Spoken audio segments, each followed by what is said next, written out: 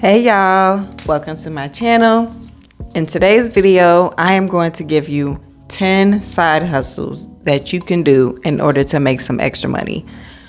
These side hustles are things that me and my husband have tried and have been able to make close to $1,000 extra in a month.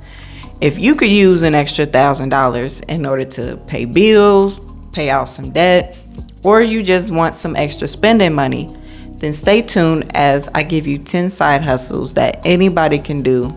It's not hard and you can make up to $1,000 in a month. Let's get into it. So first is driving for Uber. And there are two ways that you can go about that. You can either do Uber Eats or you can do Uber X. So Uber X is when you do the ride sharing, you pick up people and you drop them off wherever they need to go. Uber Eats is when you go to a restaurant, you pick up the food and you deliver it, to their house or whatever. In order to drive for Uber, you have to be over the age of 18. You have to have a car, and that car must have car insurance, and it cannot have a salvaged or rebuilt title. Now, it doesn't have to be in your name, but it can't have a salvaged or rebuilt title. And then also, the car must be 16 years or newer, and it must have working windows, heat, air conditioning, etc.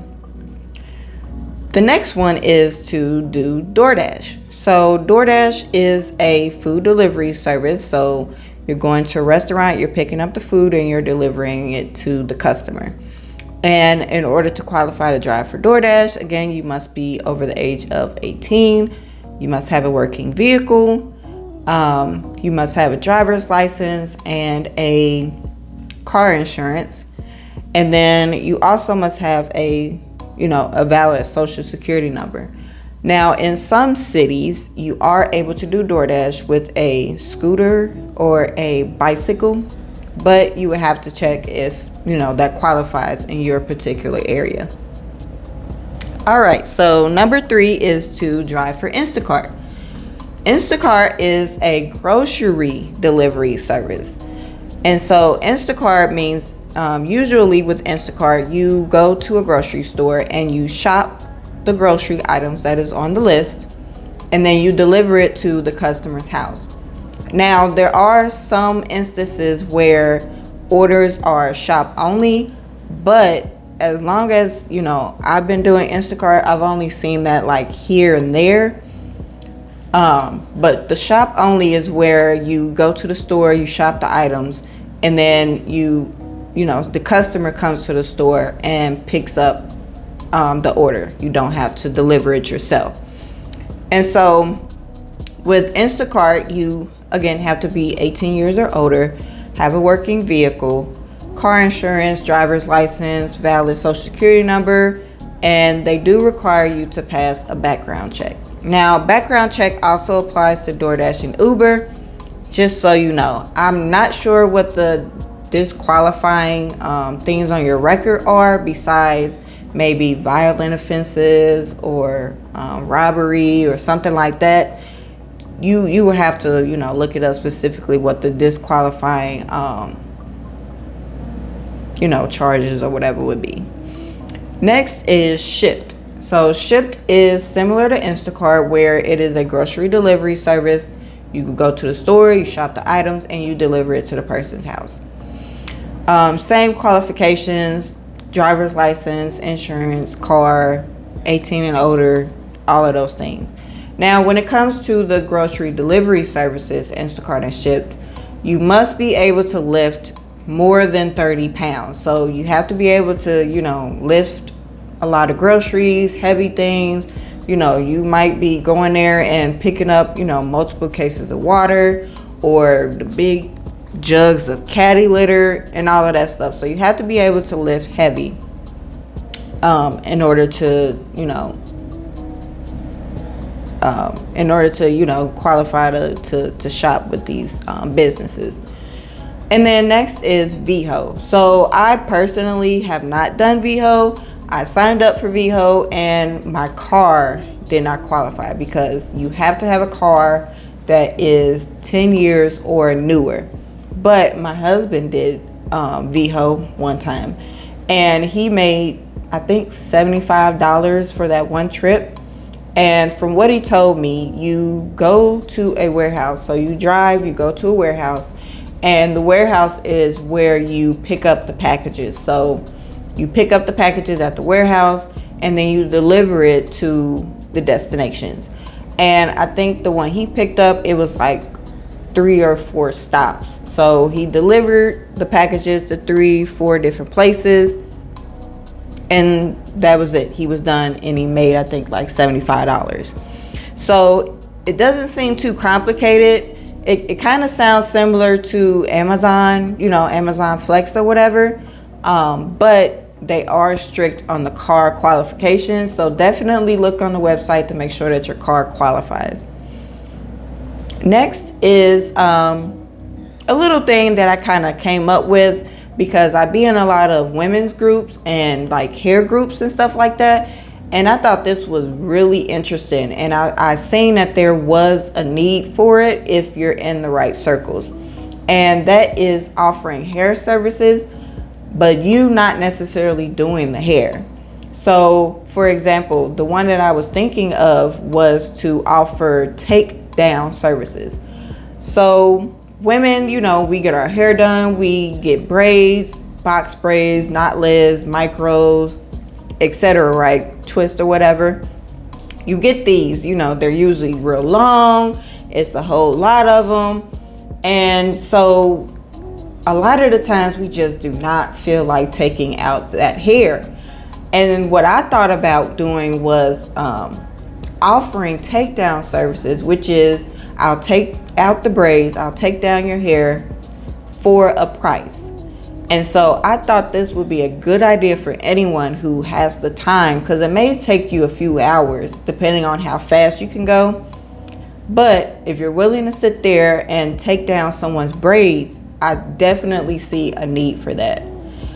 Also, if you are able to braid, you could do simple cornrows for people, which is basically called like a braid down. It's called a braid down. You do basic cornrows so that someone else, or you, but someone else can install a wig or like a sew-in or whatever. So I thought that was really interesting. And so, yeah, you could definitely do that. Also, I was thinking, I came across a video where someone said that you could be a natural hair consultant. So us natural girls, right? When you're just starting out, it can be confusing on what products to use, how to take care of your hair, and etc. So a natural hair consultant would be someone who helps you and teaches you how to take care of your natural hair and how to style your natural hair. So if you are, someone who is well versed in hair care products, styling techniques, and things like that, you can post videos on YouTube or Instagram showing how to take care of your hair, what products you use, and, styling tutorials for natural hair people. So there you go. The next one is the stock market. So a lot of people, I've been seeing a lot of videos out there on investing in the stock market. So trading stocks or stock options. And basically what you have to do is open a brokerage account. Who you open that through is totally up to you. So definitely do your research when it comes to picking a brokerage, seeing what they have to offer, and how easy it is for you to use their interface. And so you open a brokerage account, and that's it. You can start trading. You research what stocks you want to buy. Research the stock, research how it's doing, pay attention to the news. You can sign up for Yahoo Finance. They send tons of news articles around finance, around different stocks. Make sure that you're following the stocks, you're putting it on your watch list. And then you could just pick a stock and trade it, which means that you buy it, you hold it, see if the price goes up or down if you're doing puts. If you're doing calls, if the price goes up, you sell that stock for a profit. The same with stock options. Stock options to me is like pieces of a stock. So you can buy, one stock option, which is like 100 pieces of a regular stock, but for a fraction of the price. You can buy stock options for like cents on the dollar. And so when you buy stock options, though, it comes with an expiration date, whereas regular stocks do not have an expiration date. You can hold a regular stock for 20 years from now. But with the stock option, it comes with the expiration date. The longest, I believe, is 1 year. The shortest is, it could be that same week. And so you have to sell that option before the expiration date. Otherwise, you are stuck with whatever price is at. So then the next one, right? The next one is to sell digital products. So when it comes to selling digital products, you want to pick a niche.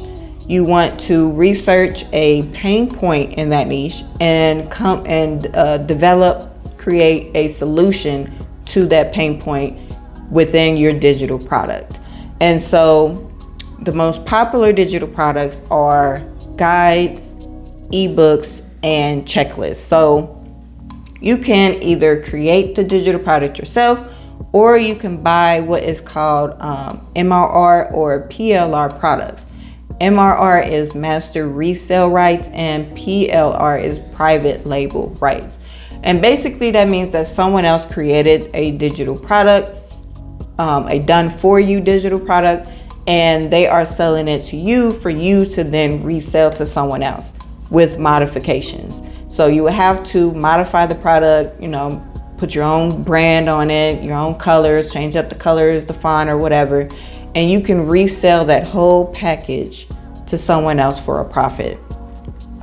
Next is to offer services that people either do not like to do or they just don't have the time to do, such as running errands, such as a concierge service, bookkeeping and tax preparation services, video editing, social media management, doing different applications such as applying for grants, business credit, filing for LLC, things like that. So things that people either do not like to do, is really confusing, but you have knowledge about, or they just don't have the time to do because maybe they're working full time and they're trying to start a business.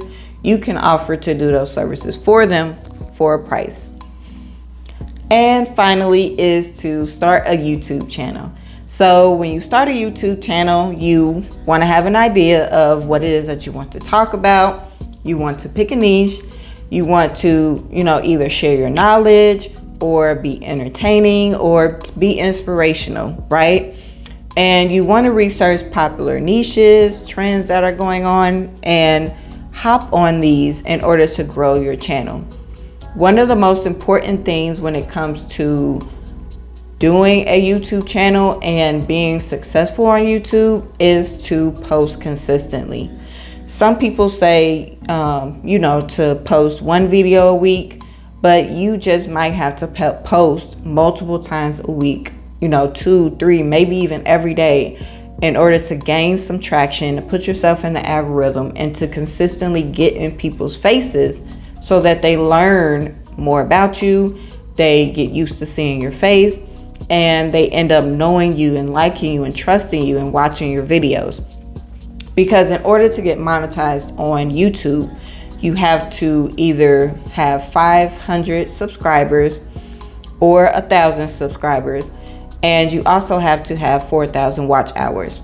And the difference is, if you only have 500 subscribers, then you will only qualify to have memberships, supers, and to have a shop on your channel.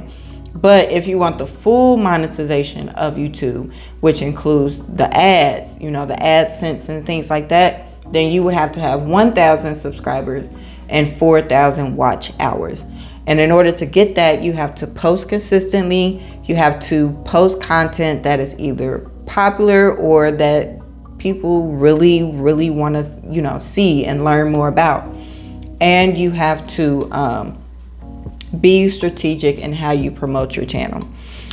You also want to make sure that you are working on your titles and your thumbnails, because that is really important. Your title and your thumbnail is what is going to get people to click and watch your video. And then inside of your video, you want to be providing value, whether that's information, inspiration, or entertainment.